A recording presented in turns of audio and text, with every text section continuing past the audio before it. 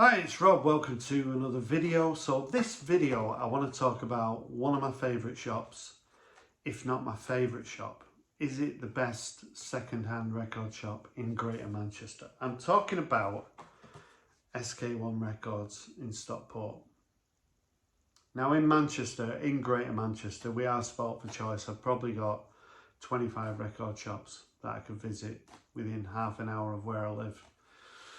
But SK1 for me is possibly got the best second-hand selection. You don't buy new records in there. It's not like going to HMV or Wax and Beans in Bury, which sells a lot of new records.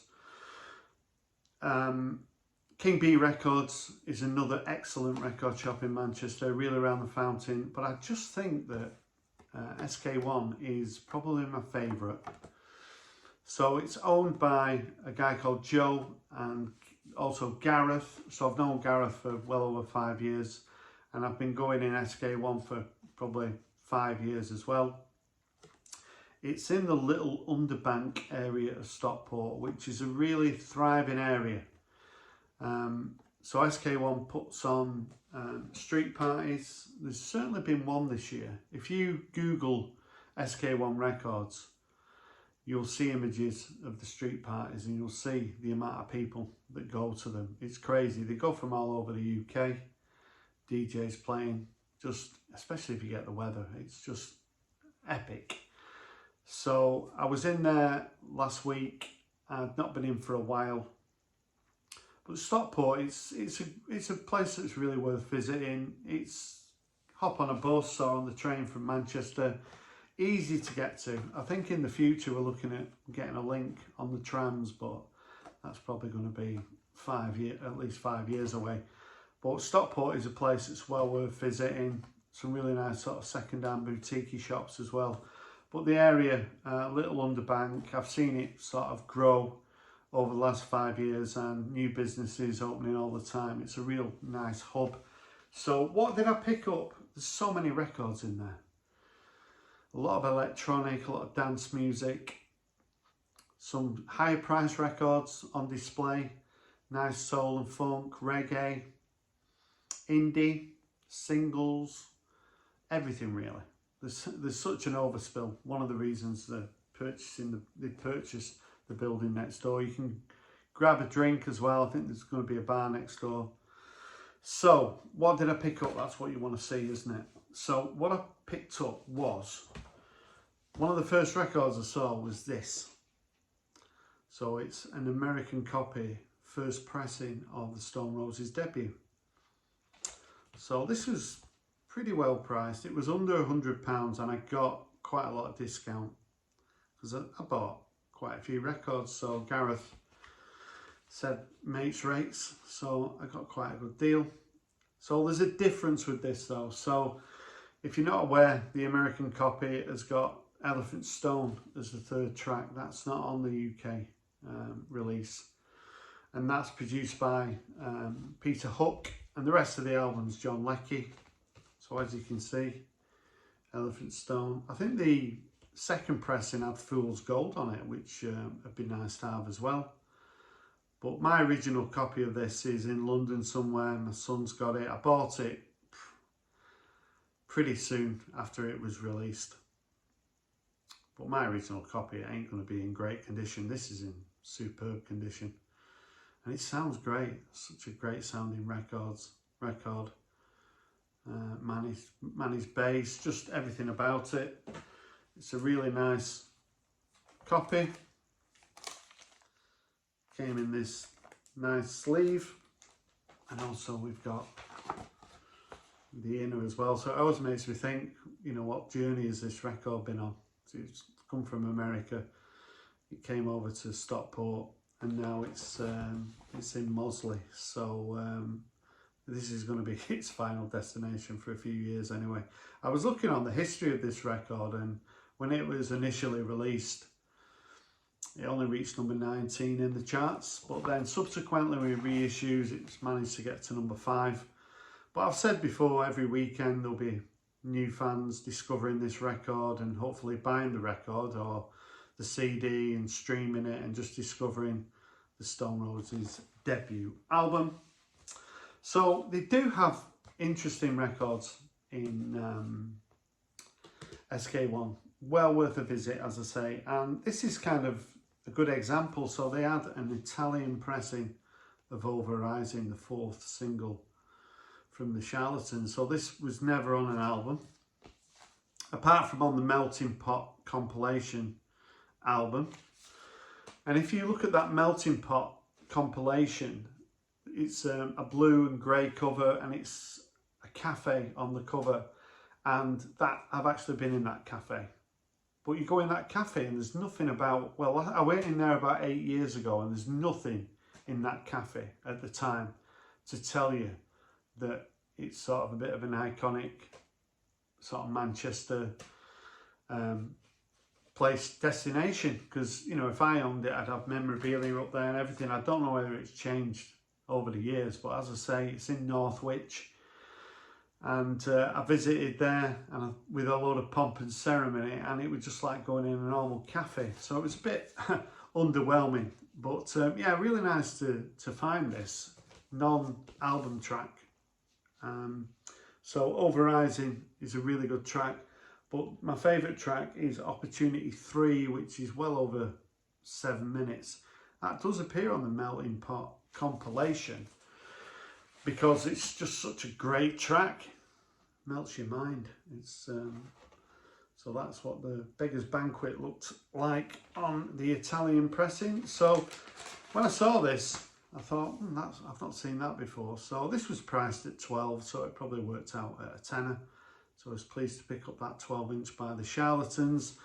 I did see the Charlatans supporting Paul Weller a couple of years ago, and it kind of whetted my appetite a little bit. I would like to see the Charlatans in a smaller venue, because I never got to see them back in the day, and I've noticed they are actually on a tour later in the year, so maybe I'll get a ticket to see the Charlatans.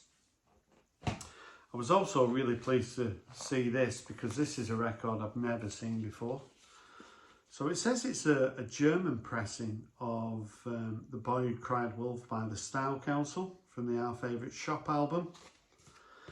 It's either a Dutch pressing or a German pressing. So the Dutch and the Germans have one thing in common, and that's that they hate each other. So it doesn't really matter to me. I'd rather it be a Dutch pressing. Comes on the Polydor label.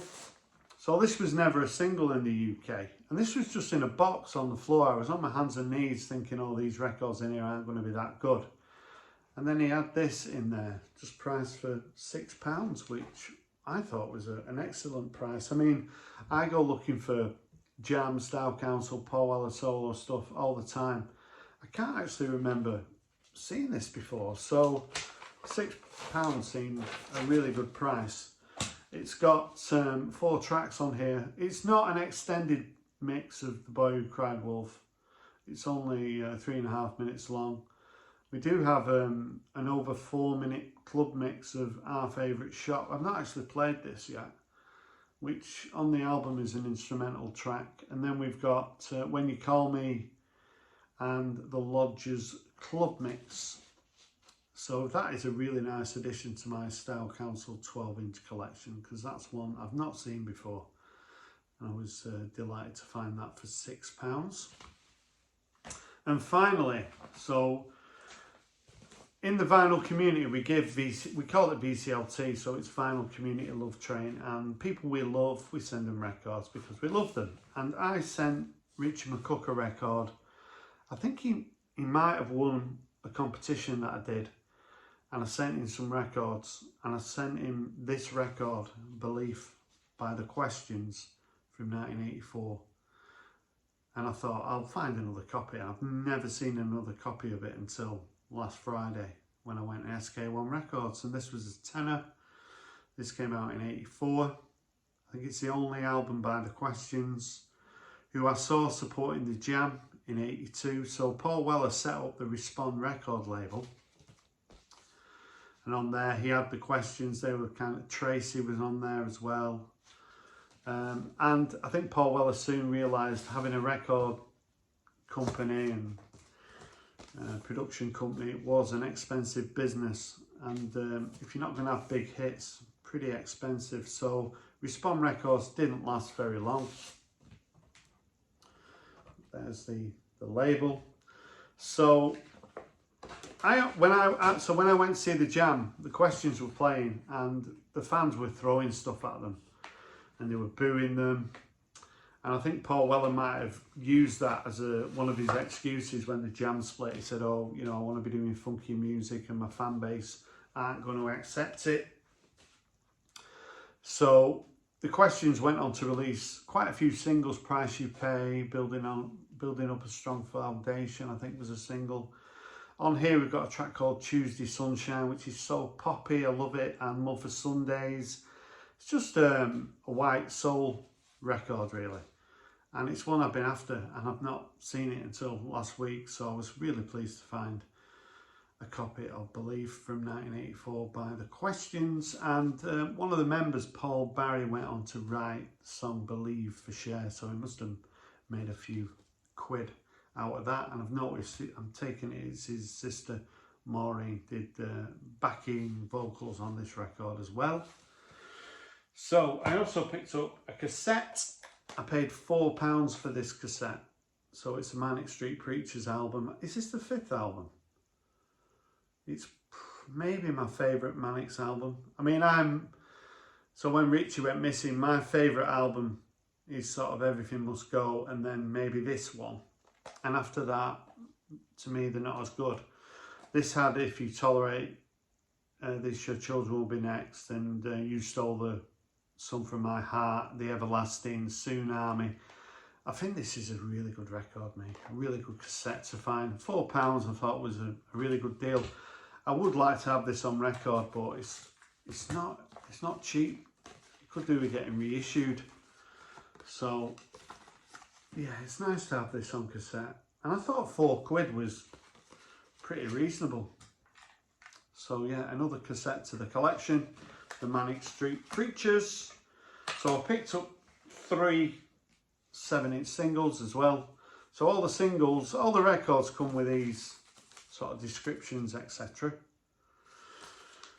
So yeah, so I picked up this Devo single, Be Stiff, from 1978. So as you know, I'm a big lover of Devo now, all of a sudden, after it's just spending time with them and growing to love them really. And I love Devo now. And I love that cover. I think that's great. And this is in such nice condition, considering it's so old. It's nearly as old as me. So, and it's on that iconic blue Stiff label. And the flip side's pretty good as well. Social Fools. So yeah, really pleased to have another Devo single in the collection. As you can see, it's in beautiful condition. Also, I saw this and I thought, I might have seen this before. So this was priced at £4. So it's an Elvis Costello single. So for me, that's the Barney Bubbles. I know Barney Bubbles did so many of the early Elvis Costello singles and album covers. So, but this isn't a studio release. This never got into the charts. This was given away.